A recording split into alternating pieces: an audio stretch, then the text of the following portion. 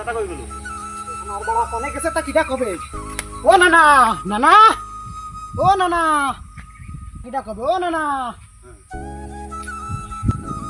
কিরে কি হয়েছে এত জোরে জোরে ডাকতেছিস কি কাজ তুমি ডাকি তুমি তো সারা দিন বেড়াও এনে এনে ঘুরে ওই খালার কি হয়েছে জানো কি খালার পার্টি হবে সিগার করতে হবে কেন তো মনে হয়েছে মনে হয়েছে তো খুশির সংবাদ মনে হয়েছে তো ভালো কথা পার্টি হবে বাচ্চা বড় হয়ে গেছে পার্টি হবে পেটের মধ্যে বাচ্চা বড় হয়ে গেছে ও এত বড় হইলো কি করে বাচ্চা বাচ্চা বড় হয়ে গেছে মেলা দিন ডেট এক্সপায়ার হয়ে গেছে এখন টাকা লাগবে তো টা লাগবে তা হে টান এখন তুই আরে যাবে কি করে ওই হানে বিকাশে মারতে হবে বিকাশে আরে বিকাশের ওই পালপাড়ার বিকাশ হ্যাঁ 50,000 টাকা মারিয়ে দিতে কয়েছে ওই পালপাড়ার বিকাশের কাছে না দিল আরে বিকাশ না। খায় চট্টগ্রাম আর তোর খালা রয়েছে ঢাই ভর্তি ও আলে বাড়ার বিকাশ না হ্যাঁ এই ফোনে বিকাশ আছে ফোনের মধ্যেই বিকাশ আছে এই বিকাশে মাইরে দিলি খেলার ওই জায়গায় যাবে টাকা ওই ফোনে আবার বিকাশ সিস্টেম হ্যাঁ, আছে তাহলে এই ফোনে বিকাশের বিকাশ- টাকা দিয়ে দিলি অন্ত পাওয়া হ্যাঁ, যাবে ওখানে খেলা পাইয়ে দেবে তাহলে শিগগিরই চল আগে নাই চল শিগগিরই টাকাটা শিগগিরই চলো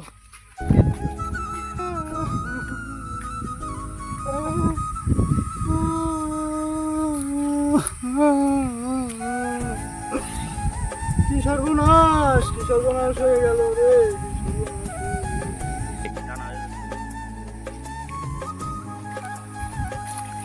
ও না না শান্তি যাও কেন জানবো না সব শেষ হয়ে গেছে তো সে খেলা উনি চলে গেছে সে কুটি মনি চালাই দিয়ে তোর খেলা উড়ে গেছে এই জন্যই তোমার বারেবার আমি করছিলাম অল্প বয়সে খেলা বিয়ে দিয়ে না তুমি ওই 12 বছরে বিয়ে দিতা 12 বছরে কেউ ছেলে বিলে বিয়ে দে কি কাজটা করলে তুমি কি হবে তুমি অল্প বয়সে বিয়ে দিয়ে এই কাজটা তুমি নিজেতে করলে না কি হয়েছে শুনে যাও না তো বাড়ি মুখো চলো দিনি ওই আমাকে ছোট মনি আস না হ্যাঁ। ওই আমার সেই ছোট বোন খালা তো বোনটা ওই বিয়ের পরে নানি আমার ধরে বসায় রাখতে কইলো আমি বসায় রাখিলাম তা নানি কি সুন্দর খুশুত করে এইভাবে রাম কলি কলি চুল ডাকা দিতেছে আল্লাহ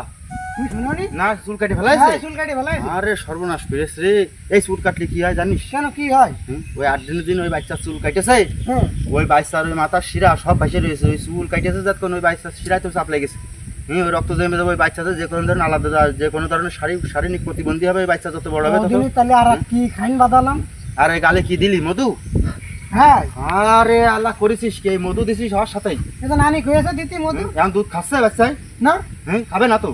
মধু দিলি দুধ খায় এটা নানি কেবল মাত্র জন্ম নিলে ও দুনিয়ায় ও মধুর পরে মিষ্টি জিনিস নেই তাহলে তুই যখন মধু দিছিস ও কি শাল দুধ খায় এই শাল দুধ হচ্ছে পানসা আগে খাওয়াতে হয় শাল দুধ এই শাল দুধ খাওয়ালেই ওই বাচ্চা সব ধরনের জিনিস আস্তে আস্তে খাতে পারে তা নানি আগে বিয়ে হয়েছে তা নানি এসবগুলো জানে না তোর নানি তো আদিকালের যুগ তোর নানি তো এখন সে আদিকালের যুগ ধরে রেখেছে এখন ওই যুগ ধরে রাখলি হয় বাচ্চাকে 8 দিন চুল কাটতে হয় না বাচ্চাকে চুল কাটতে হয় 40 দিন পর 40 দিন চুল কাটলেই